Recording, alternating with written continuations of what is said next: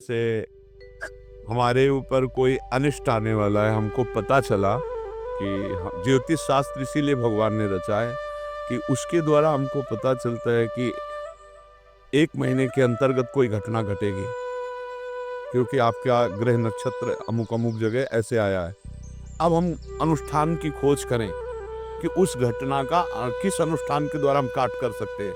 तो अगर हम मृत्युंजय जाप कराते हैं या उस घटना जो होनी है, जो ग्रह विपरीत बैठा है, उसकी शांति के लिए कार्य कराते हैं, तो ये कर्म हमारा प्रायश्चित होगा, जो पाप हमें अटैक करने वाला है। और वो अटैक बहुत लघु होगा या मिट भी सकता है और लघु भी हो सकता है। आपका इधर साधन कितना जोर का है और उधर का प्रारब्ध कितना जोर का है। अगर मानो 100% प्रारब्ध आ रहा है और आपका 50% अनुष्ठान है, तो 50% आपको भोगना पड़ेगा, 50% न। और अगर स्वभाव से अनुष्ठान है तो मिटिया मिट प्रारब्ध का हो जाएगा, कुछ नहीं कर पाएगा। इसीलिए ज्योतिष शास्त्र को वंदना है, भगवान ने रचा है कि आगामी क्या होने वाला है उसको हम मिटाने के लिए अनुष्ठान कर सकते हैं। और जो निश्चित पक्का है, फिर उसे किसी अनुष्ठान से नहीं मिटाया जा सकता। जैसे श्रृंगी ऋषि ने श्राप दिया 7वें दिन तक्षक काटेगा, तो काटेगा। बड़े बड़े ऋषि मुनि मंत्र औषधि सबका प्रयोग किया गया, लेकिन तक्षक वहां पहुंचा और परीक्षित को काटा और परीक्षित का शरीर भस्म हुआ। ऐसा जो जैसे वशिष्ठ जी कह रहे, सुनो भरत भावी प्रबल, बिलख कहो मुनिनाथ, हानि लाभ जीवन मरण जस अपजस विधिहान।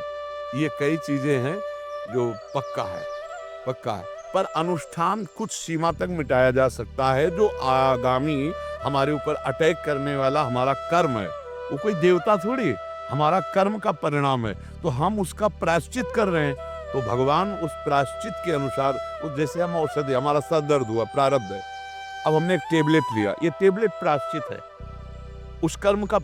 बोले वो हो आराम मिल गया, तो उस टेबलेट ने, जो हमने टेबलेट पाया, वो हमारा प्रायश्चित हुआ, दवा हमारी प्रायश्चित हो गई। तो उस कर्म को अटैक करके और उसने उसको शांत किया। अब बोले नहीं, सर दर्द तो ये इस टेबलेट से नहीं ठीक होगा, और हो भी नहीं रहा। अब प्रारब्ध जोर पड़ गया, प्रायश्चित कमजोर पड़ गया। ऐसे कितने क्रियाएं, पर जो पक्का प्रारब्ध होगा, कुछ होते हैं कच्चे, वो प्रायश्चित कुछ पक्का है।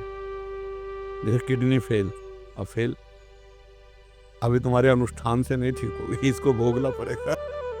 हाँ, ये है कि अगर आप भजन साधन तो इनका प्रभाव उतना नहीं पड़ेगा। जैसे है ना, कष्ट है, समस्याएं हैं, बड़ी पीड़ाएं हैं, लेकिन मन में एक उमंग है, एक मन उत्साह में है, तो भागवतिक शब्द सेवाएं होती रहती है। तो ये जो, जैसे रामकृष्ण परमहंस जी के गले में कैंसर, भाई जी हनुमान प्रसाद पोद्दार जी के उदर, ये सब सिद्ध महापुरुष, शरीर का प्रारब्ध है। और मुझे यही मन में आता है कि जैसे मतलब जब हरि ने लिख ही रखा है ना, हाँ, तो किसी, तो ये सबके मन में नहीं आता, ये पवित्र मन में। जैसे अपने लोग है ना, तो इसके विषय में सोचते ही नहीं कि भगवान ने ऐसा, वो आपका जो प्यारो करे सोई मोहि भावे। हमें सोच ये है कि हमारी सोच का ही जाए ना, केवल आप में लगी रहे। सोच इतनी है कि बिसरी हो ना बिसारी हो, यही दान मोहि देव, श्री हरिवंश के लाड़िले मोहि अपनी कर लियो। चाहे जैसे रखो मैं आपका हूँ, पर आपको भूलूं नहीं, बस ये बात रहे, है ले। तो यही, ये पवित्र हृदय में आता है। और जो देखो विधान है, तो भगवान अवतार लेकर दिखाया ना विधान, रामावतार में, कृष्णावतार में विधान को दिखाया। पिता दशरथ जी का मरण, वनवास जाना, सीता जी का हरण होना, ये सब भगवान ने दिखाया नहीं दिखाया। तो भगवान ने दिखाया कि देखो मानव देह संघर्षमय है, इसका नाम मृत्यु लोक है, यहाँ समस्या ही समस्या है। अगर भगवान का सुमिरन करते हुए, दुख सुख को भोगते हुए हम बढ़े, तो इससे मुक्त हो जाएंगे। अब हम दुख ही सुख मिटाने में पूरा भजन और लगा दें, तो हमारा जो जन्म हुआ भगवत प्राप्ति के लिए, उसके लिए हमारे पास क्या रह जाएगा। इसलिए बड़े बड़े संत शरीर के कष्ट भोग लेते हैं और भजन को भगवत प्राप्ति के लिए, तो अनंत जन्मों की बिगड़ी समाप्त हो जाती है।